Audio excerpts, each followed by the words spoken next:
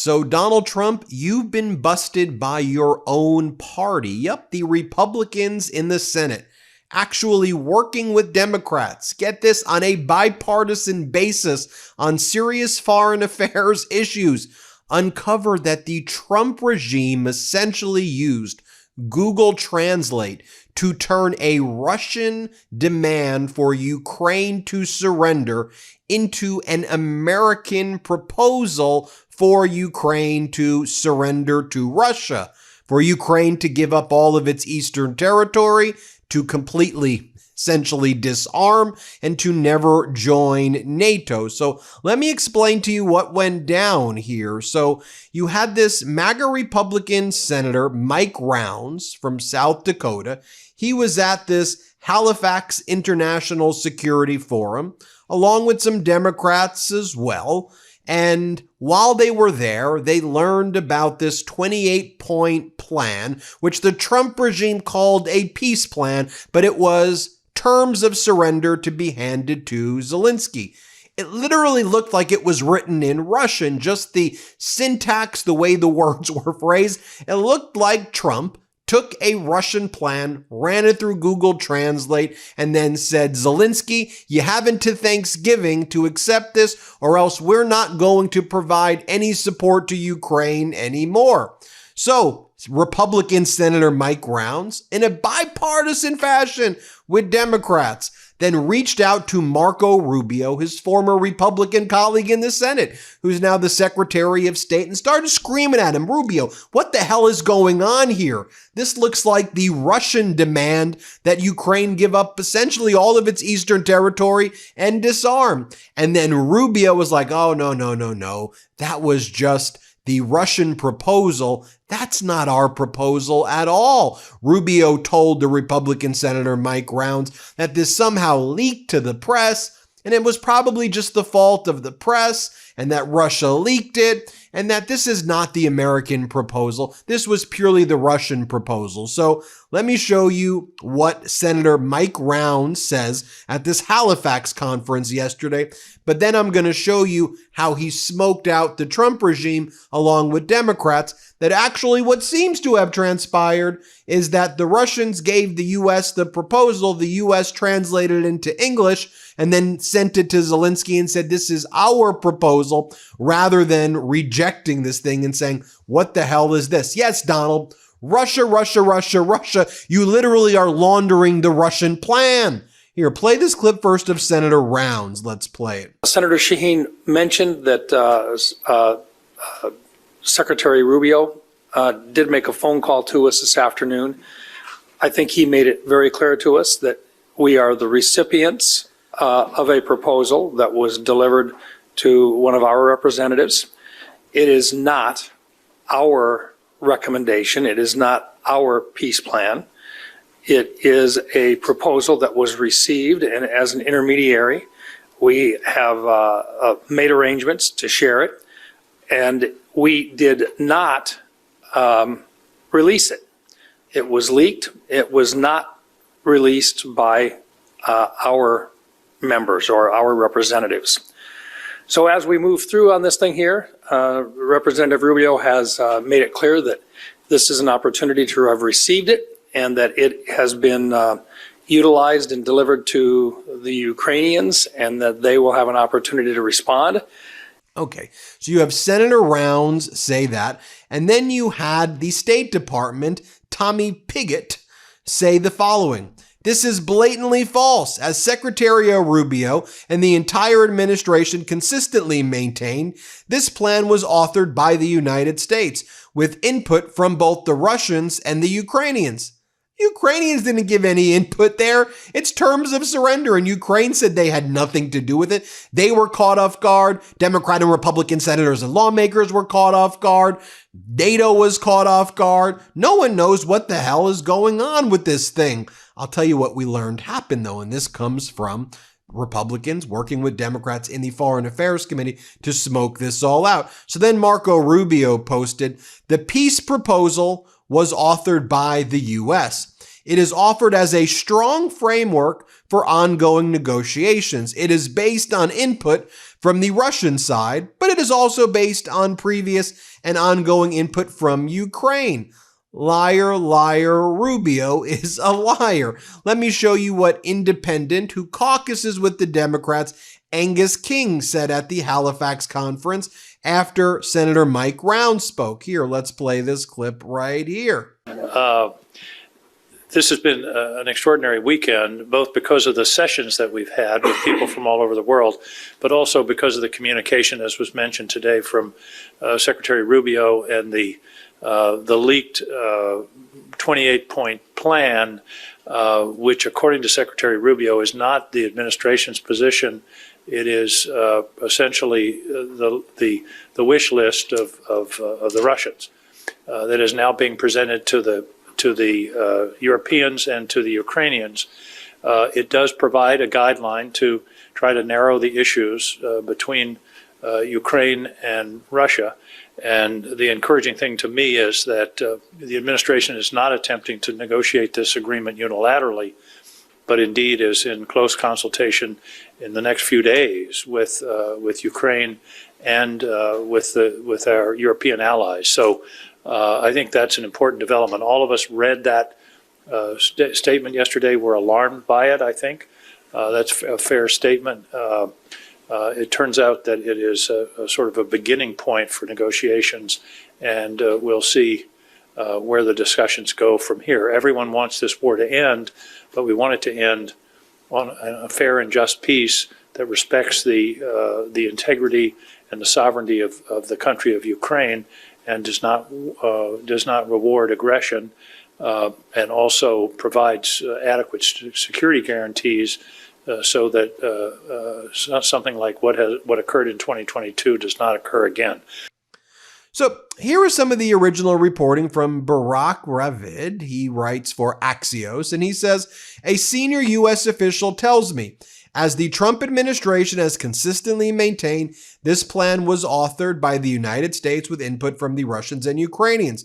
This plan has always been a hopeful start to continued negotiations and eventually the signing of a final peace agreement. Well, it seems that this was concocted in Miami. Reporting from Bloomberg and Reuters and others suggests that you had this guy named Kirill Dmitriev, who runs Russia's sovereign wealth fund, while he was meeting with Republican Congress members like Anna Paulina Luna and handing them out chocolates with Putin's face on it and books with Putin's face on it, I kid you not, meeting at the Faina Hotel, a 5-star resort on Miami Beach, which is also owned by an oligarch. Dmitriev met also with Jared Kushner and Steve Witkoff. And what is believed to have transpired is that Dmitriev wrote this 28-point plan with Putin, handed it over to Witkoff and Kushner, and then they, it seems, whether it was Witkoff or Kushner, or they gave it to someone, then they handed it to the press and said, this is the U.S. plan, or this is the proposal that we have, which was the Russian plan. There seemed to have been no coordination with the State Department, certainly no coordination with the Foreign Intelligence Committee in the Senate, and it was put out there. Then Donald Trump, who perhaps hadn't even seen it yet, was like, okay, I like it. It's coming from the Russians. Let's adopt it. That's our plan. So then Trump's like, this is our plan. And then J.D. Vance is like, this is the plan. J.D. Vance endorses it. He goes, any Ukraine-Russian peace plan has to stop the killing while preserving Ukrainian sovereignty, be acceptable to both Russia and Ukraine, maximize the chances the war doesn't restart. Every criticism of the peace framework the administration working on either misunderstands the framework or misstates some of the critical reality on the ground. So he basically says that's our plan right here. So when Donald Trump was fawning over Mamdani in the Oval Office on Friday, Trump was asked about this 28-point plan for surrender. And Trump's like, oh, you're saying Zelenskyy doesn't like it? He'll have to like it. So Trump here is endorsing that this is now the Trump plan, but it was the Russian plan. And do you see how this was smoked out by the Republican senator with the Democratic senators? Let me be very clear, on a bipartisan basis, because they called Rubio. Rubio panics. Rubio says that's not our plan. That's the That's the plan of the Russians. Then the senators go out there, call out Rubio, and then Rubio has to go and protect Trump and then act like, oh, no, that was our plan. That was our plan. The duplicity, the incompetence, and the Russia collusion before our eyes. I mean, here, play this clip of Donald Trump from the Oval on Friday. I wanted to ask you also about this Ukraine plan. President Zelenskyy said today that his country would risk either giving up a partner or giving up its dignity. There's been criticism that this deal... You mean he doesn't like it? It's unclear. He was sort of he'll have to like it, and if he doesn't like it, then they should just keep fighting, I guess. The suggestion that you made, though, was that if he doesn't accept it, that the U.S. would pull back its support for Ukraine. Well, at some point he's going to have to accept something. He hasn't accepted. You remember right in the Oval Office not so long ago, I said, you don't have the cards. Don't forget, I inherited this war. This war never would have happened. I inherited this war. And I thought he should have made a deal a year ago, 2 years ago. The ultimate deal would have been if it never started. That would have been the good deal. That could have been done too if you had the right president, but you didn't have the right president. And then here's what Donald Trump said when he was wearing this bizarre sweater thing that he was wearing here. And Trump was asked, is this your final offer to Ukraine? And then Trump says he can continue to fight his little heart out. That's what he said. He can continue to, if he doesn't want to accept this plan, here, play this clip.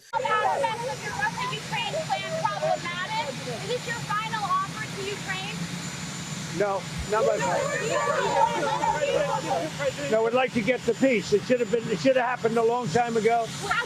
The Ukraine war with Russia should have never happened. If I were president, it never would have happened. We're trying to get it ended. One way or the other, we have to get it ended. So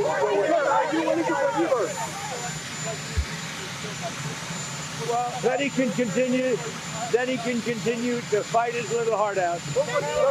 And earlier in the week, or I think it was Thursday or Friday, Caroline Leavitt, when she held our press conference, she was asked, you're saying this is a good plan? Ukraine hates this plan. Russia hates this plan. Heck, even Nigel Farage, a Putin bootlicker who runs the right-wing extremist Reform Party in the UK, he says that this plan is terrible. Nigel Farage, when Farage says this is too much, that tells you all you need to know. But here's what Caroline Leavitt has to say. Play this clip. Go ahead. Follow up on Ukraine. You said this is a good plan. So according to our sources, this proposal demands major concessions from Ukraine and doesn't demand much from Russia. So was Russia involved in drafting Your this? understanding is wrong. Have you read the full plan?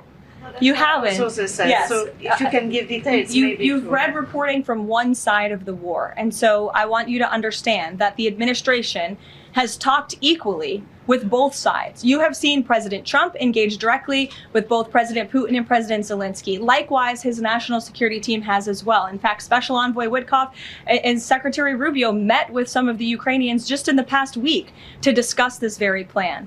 And so just like you saw with respect to Israel and Gaza, we are hearing out both sides of this war to understand what can you commit to end the war? And that's ultimately how we are going to get to an agreeable solution. That's what the president has directed of his team. I know there's a lot of criticism out there and a lot of doubters, but I would just remind you of the historic success that this president and his team accomplished in the Middle East. We believe that is possible with Russia and Ukraine, and we're hoping and working very hard to achieve that. So then we got a strong international statement from UK, Germany, France, Italy, Japan, Canada, Poland, Netherlands, Norway, Finland, and Spain. And they pushed back on the Vance, Dmitriev, Kushner plan. And they say the following: we reiterate that the implementation of elements relating to the European Union and relating to NATO would need the consent of the EU and NATO members respectively. And it goes on to say, we're clear on the principles that the borders must not be changed by force.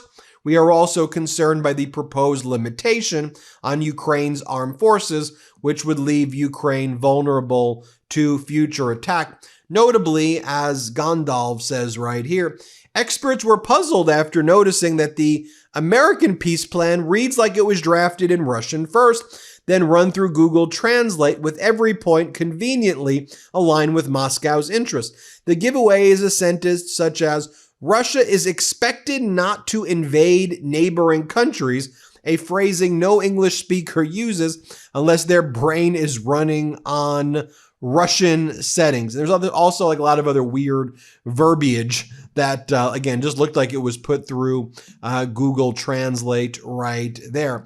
Should also be noted, while Donald Trump was doing that, a reporter exposed him as well and brought up the fact that Jair Bolsonaro was arrested in Brazil for trying to escape from Brazil.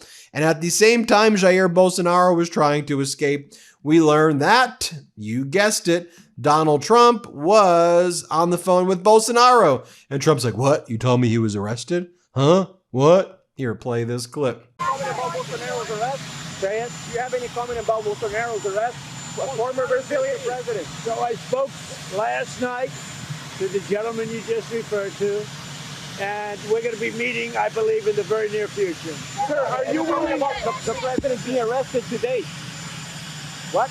Any comment about the former Brazilian president being arrested today? No, I don't know anything about it. Are you willing? Mr. President, are you willing? I didn't hear. Is that what happened? Yes, there's a citation. That's too bad. That's too bad. No, I just think it's too bad. Now, lastly, I'll play you Democratic Senator Shaheen. Here's what she had to say as well at that Halifax conference. And she was on the call with Rubio along with the Republican senators. So here is what Senator Shaheen had to say. Here, play this clip. Throughout the weekend, I have made it clear that I believe this is a Russian proposal. I hope that tomorrow's negotiations in Geneva focus on a real framework for negotiation that guarantees an outcome that benefits Ukraine rather than Russia.